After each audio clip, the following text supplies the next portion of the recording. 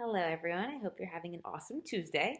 So, today for writing, we're going to be finding evidence. I want to refresh your memory about what you did yesterday. Yesterday, you read our new essay question. The question asks you to think of who the most important people were from the American Revolution, to pick two people. Then, after you chose your two different people, you were supposed to write down a reason for why you chose each of those two people. I did an example for you. I chose Paul Revere and Patrick Henry. Those were my choices. It's okay if yours are different, right? So, to remind you, Paul Revere, I thought he was so important. And here are two pictures to get your head remembering who he is. He's famous for riding his horse in the middle of the night, saying, "The British are coming," to warn the colonists. The other person I chose was Patrick Henry.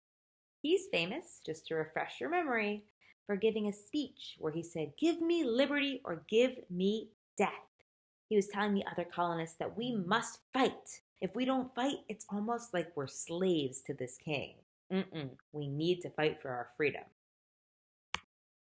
So now I'm going to show you how I found some evidence. I'm going to move my little face over here by Paul Revere. So to refresh your memory, my thesis was the two most important people during the American Revolution were Paul Revere and Patrick Henry. Then I have my first reason. Paul Revere was very important because he warned the colonists about the British Army. Then I look over here. Patrick Henry was very important because he helped convince the colonists that the British were bad and the colonists needed to fight for their freedom. Okay, I have my two reasons.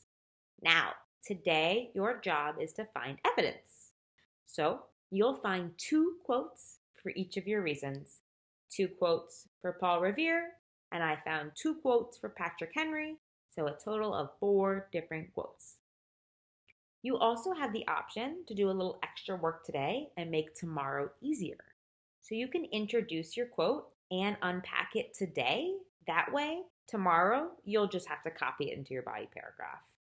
If that seems like too much and you're having a hard day, you can just find your quotes. So I went ahead and introduced my quote and unpacked it. So the first quote I found, I went to chapter 12 because I remembered that there was a lot of good information about Paul Revere in chapter 12. I checked my notes and I realized, oh, my notes are all about Paul Revere from chapter 12. So I found this quote that says, when Paul Revere realized the British were planning to row across the river, he passed along the information to the signaler. Okay, that's a good quote, but why? I need to explain why I chose it. So, this was important because there were two possible ways that the British could have gone. Paul Revere figured out which way and then quickly passed on the message. So, I thought that was super important. So, I'm using that quote to explain why Paul Revere was so important. Quote number two that I chose, also in chapter 12. So, I said, in chapter 12 of the text, also says, after 5 minutes of fighting, the British decided to return to Boston.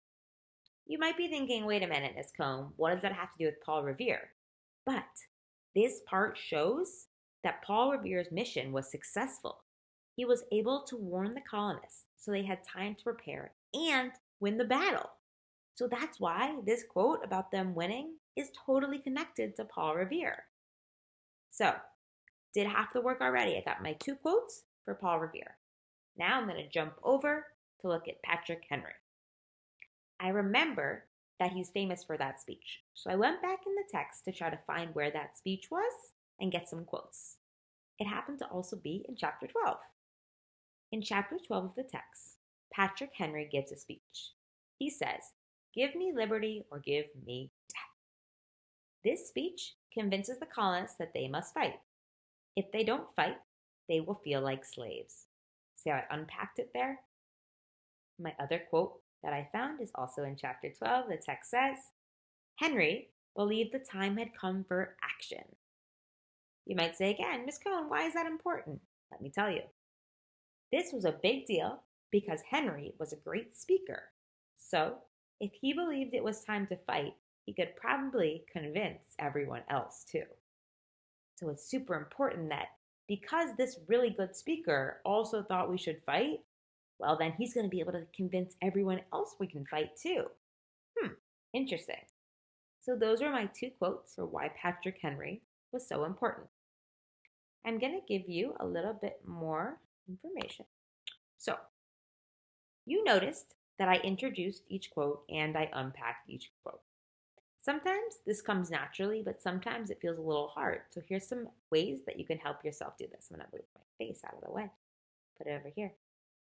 So, ways to introduce your quotes. You can say, according to the text, which I do a lot. The author stated, based on the text. The text mentioned that. In the second paragraph, it stated that. On page, the text stated, and an example from the text is.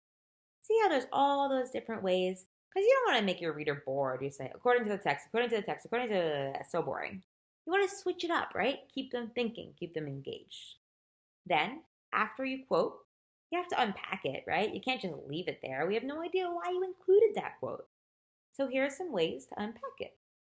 What this means is, or this shows, this connects to the idea, this is important because, that's one we use a lot, or this supports. So those are different ways to unpack your quotes. Today, you're going to be finding 2 quotes to support each of your reasons, right? 2 quotes for your first person, 2 quotes for your second person. If you would like to cite or introduce your evidence and unpack it today, then you'll be ahead for tomorrow. If not, you'll do that tomorrow. All right, off you go. Let me know if you have any questions.